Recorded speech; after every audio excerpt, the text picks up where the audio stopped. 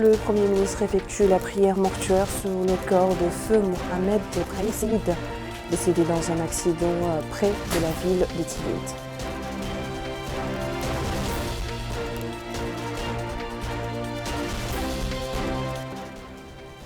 L'amphithéâtre de l'état-major de la garde nationale abrite la présentation d'un livre intitulé « Le regroupement des méharistes, histoires et missions ».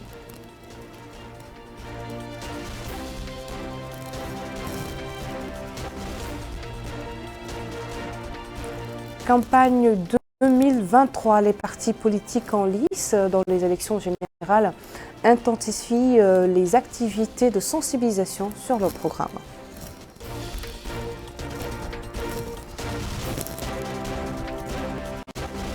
Bonsoir et bienvenue. Nous vous en parlions hier soir, un grand public au premier rang duquel figurait le Premier ministre Mohamed Ben Al-Messoud, des membres du gouvernement, ainsi que le directeur général de la Sûreté nationale et des éléments du corps de la police sont accomplis à la mosquée Ibn Abbas. La prière mortuaire sur l'âme de feu Mohamed Brahim Seyid, décédé à la suite d'un douloureux accident de la circulation près de la ville de Tigint, avec 3 membres de sa famille, le même jour en fin de matinée. Il a été l'un des grands hommes de la sécurité et des officiers de police qui ont servi avec compétence, sérieux, dévouement le pays au cours d'une longue période. En 2018, il fut président du Conseil régional du Trarza. Qu'Allah recouvre les disparus de sa miséricorde et qu'il donne à ses proches courage.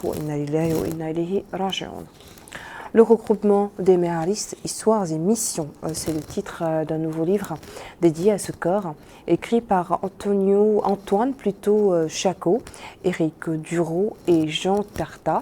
L'ouvrage, qui fait 160 pages, a fait l'objet aujourd'hui d'une présentation dans l'amphithéâtre de l'état-major de la garde nationale. Était présent à la cérémonie des ministres de l'Intérieur et de la décentralisation, de la Justice et de la Défense nationale. Bokar Belaba nous en dit plus. Le regroupement des méharistes, histoires et missions, tel est le livre présenté par l'état-major de la garde nationale.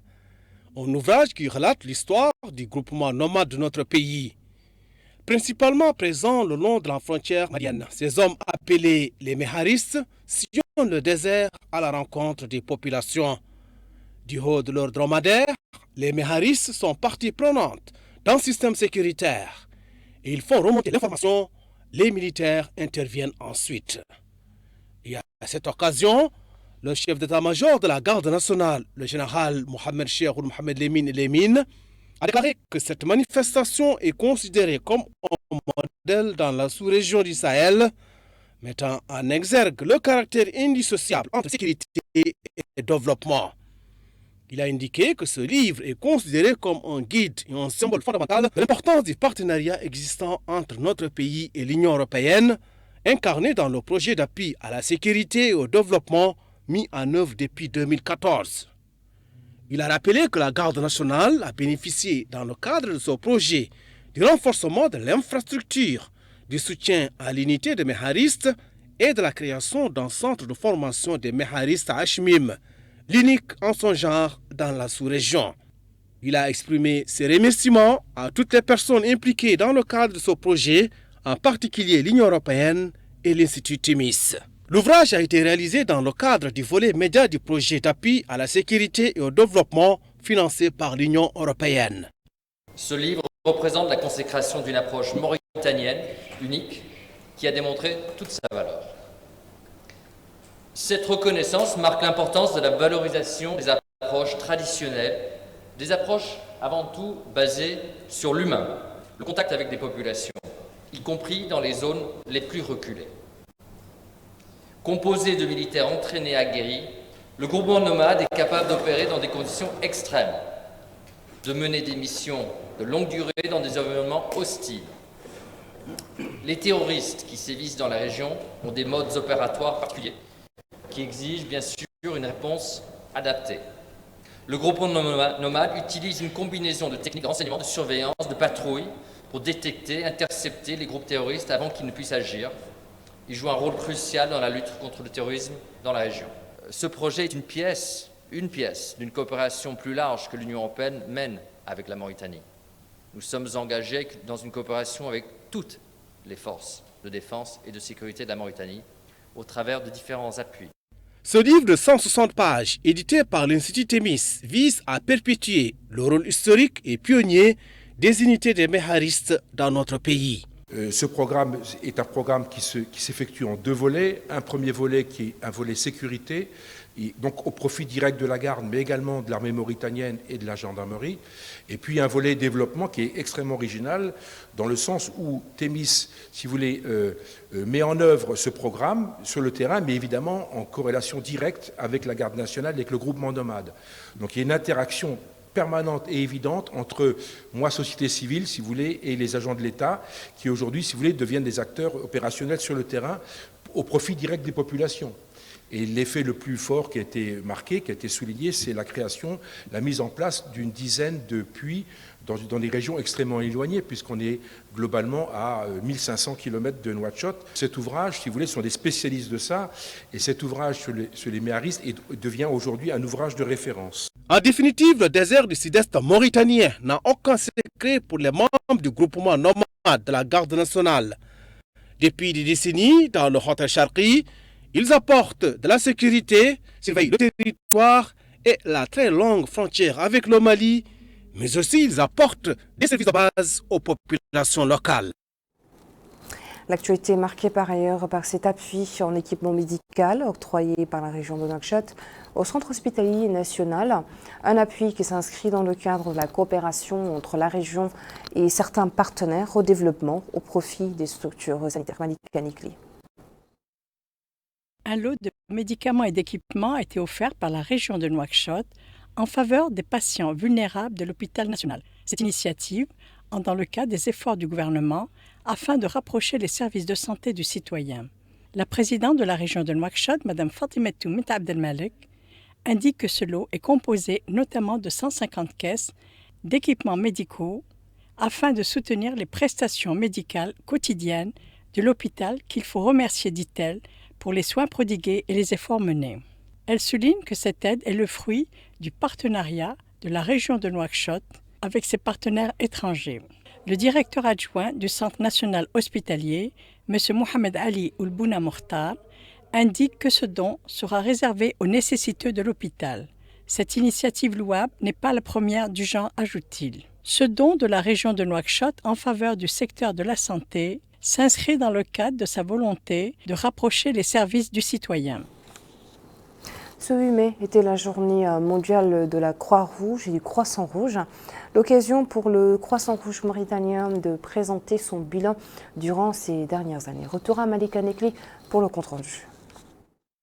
La célébration de la journée mondiale du Croissant-Rouge mauritanien, de la Croix-Rouge française est l'occasion de célébrer l'esprit humanitaire et de rendre hommage aux personnes qui font une différence au sein de leur communauté. C'est l'occasion idoine de rendre hommage à ces millions de personnes de par le monde qui se dévouent pour porter assistance à leurs prochains. Le président du Croissant-Rouge mauritanien indique que cette célébration de son institution avec le CICR et la Croix-Rouge française est célébrée chaque année le 8 mai, ce qui coïncide avec la naissance d'Henri Dinan, célébrant ainsi l'esprit humanitaire. Cette célébration permet également, et si besoin était, la nécessité de venir en aide aux populations civiles dans des situations difficiles ou de crise. Le représentant du CICR a tout d'abord rendu hommage aux volontaires avant de mettre en exergue la mission de son institution en Mauritanie. Le CICR œuvre au profit des populations civiles touchées par le conflit armé au Mali et les personnes privées de liberté pour garantir leur protection contre les violations du droit international humanitaire et leur accès aux services essentiels. Également, le CICR soutient le Croissant-Rouge mauritanien dans le cadre de la préparation aux réponses d'urgence, également pour la protection des liens familiaux en faveur des familles des personnes disparues en mer et des personnes déplacées, y compris les migrants. Cette année, nous célébrons plus de 160 ans d'action humanitaire au niveau local, particulièrement en Mauritanie, et mondial, et réaffirmons notre engagement à fournir des services humanitaires pertinents aux communautés vulnérables. Le représentant de la délégation de la Croix-Rouge française a quant à lui mis l'accent sur les domaines d'intervention de son institution en Mauritanie. La Croix-Rouge française en Mauritanie intervient principalement dans 2 régions, notamment la région du Gorgol et la région du Haut-del-Chargui. Au niveau de la région du Gorgol, nous avons un projet de santé-nutrition. Il y a également un projet genre et santé au Sahel. Nous avons également un projet nutrition à volet préventif qui a lieu aussi bien au niveau du Gorgol que dans le Haut-del-Chargui. Au niveau du Haut-del-Chargui, nous intervenons avec l'appui du HCR au niveau de Camp de Mbera pour la santé à l'endroit des réfugiés maliens. Nous appuyons le Croissant Rouge mauritanien pour la mise en œuvre d'un projet. Et l'aléa qui a été choisi à ce niveau, c'est l'aléa sécheresse. Il y a des projets qui vont bientôt démarrer, notamment un projet gestion des risques de catastrophe, également un projet migrant. On a un projet aussi, la gestion des risques de catastrophe, toujours dans le Haut-del-Chargui. Les participants ont pu visionner un documentaire sur les activités du Croissant Rouge mauritanien, de la Croix-Rouge et du CICR, organisation humanitaire neutre, indépendante et partiale qui œuvre à la protection et l'assistance des populations civiles en situation de crise ou de conflit. Nous partons pour la capitale du Brakna, Alec, dans laquelle la délégation régionale de l'environnement et du développement durable a distribué ce lundi du matériel de production aux coopératives féminines opérant dans les activités forestières. Il s'agit d'une opération de distribution gratuite d'équipements et outils productifs menée par la délégation régionale de l'environnement et du développement durable à Alleg au profit de coopératives féminines qui s'inscrit dans le cadre de l'exécution du volet numéro 5 du programme élargi du président de la République visant à soutenir celle-ci à mettre en place des petits projets générateurs de revenus.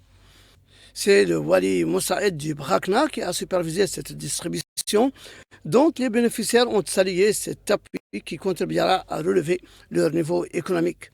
Nous avons reçu des machines, des frigos et beaucoup d'autres matériels, 17 femmes, qui nous serviront à développer nos productions et nous aideront à combler certaines insuffisances.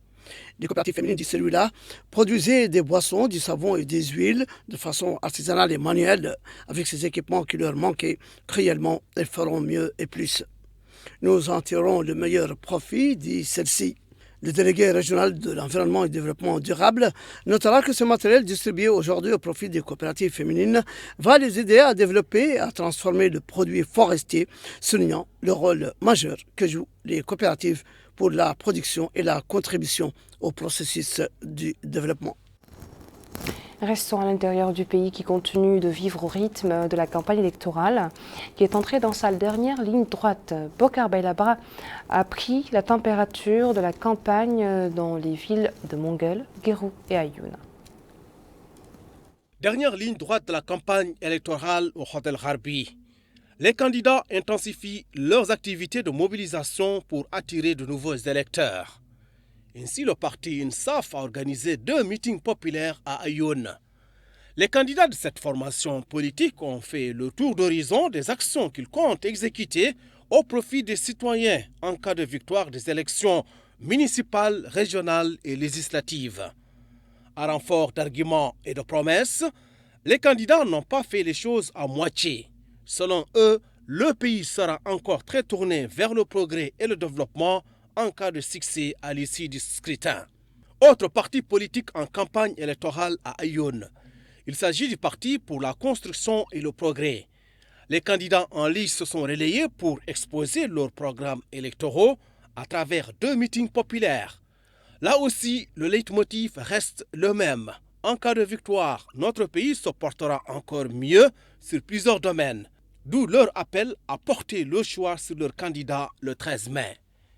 À Nassaba, la campagne électorale redouble aussi d'intensité.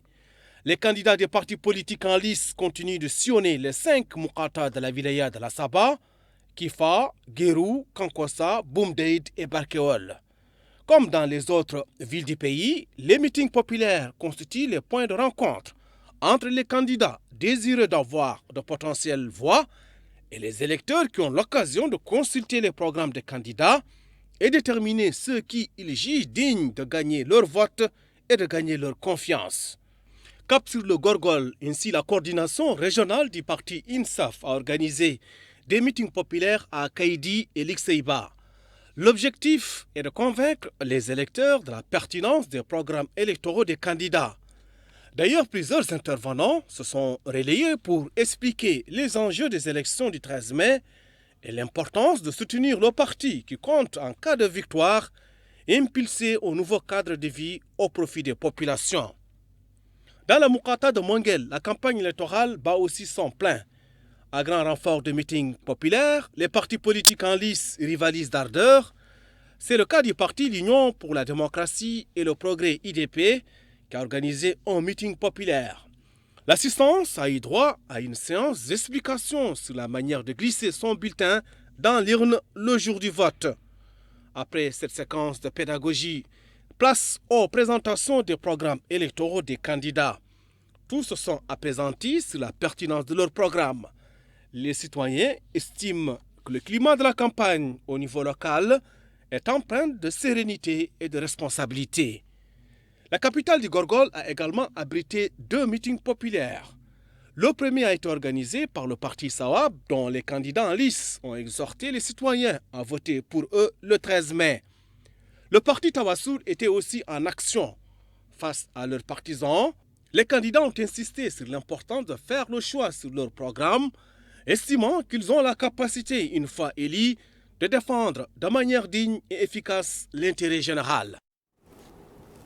Les partis politiques en compétition électorale dans les circonscriptions de Tijikja, Bleu Noir et Chinguitti mettent également les bouchées doubles et redoublent d'activité pour s'attirer la faveur des électeurs avant le jour du scrutin. Mohamed Khatat.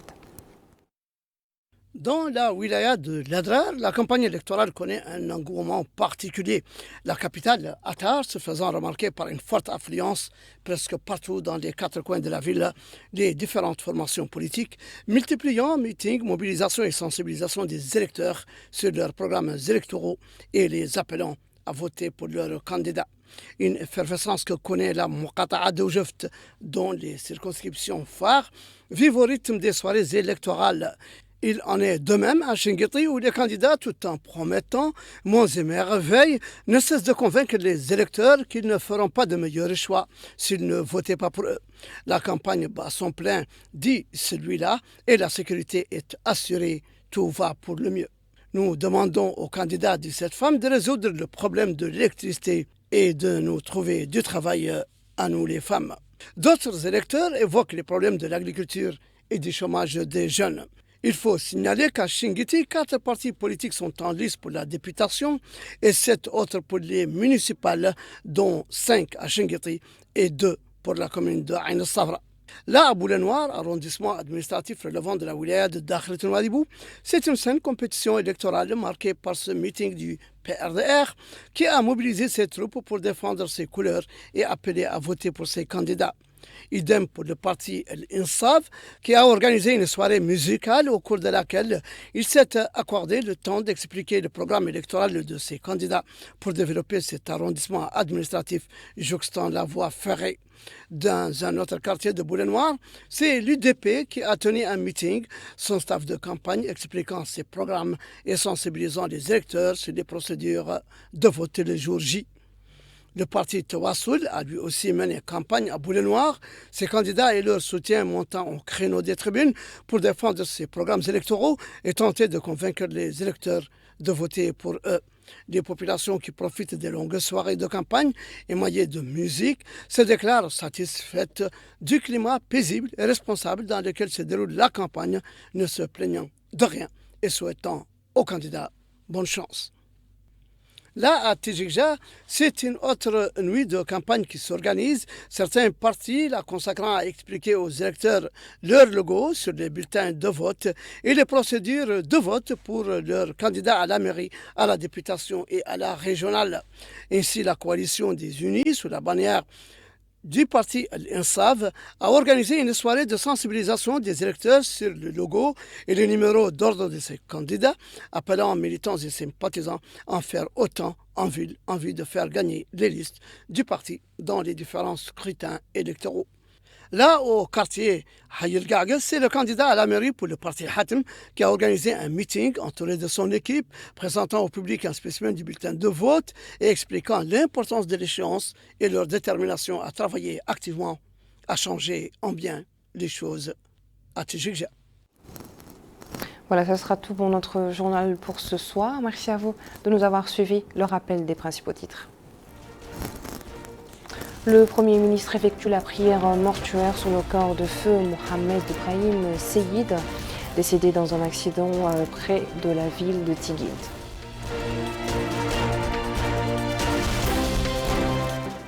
L'amphithéâtre de l'état-major de la garde nationale abrite la présentation d'un livre intitulé « Le regroupement des méharistes, histoires et missions ».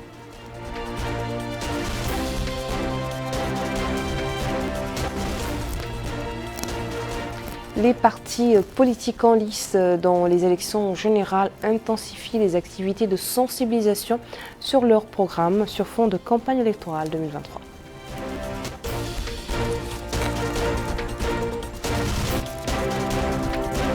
Très bonne suite de programme sur El Mauritania. Bonsoir.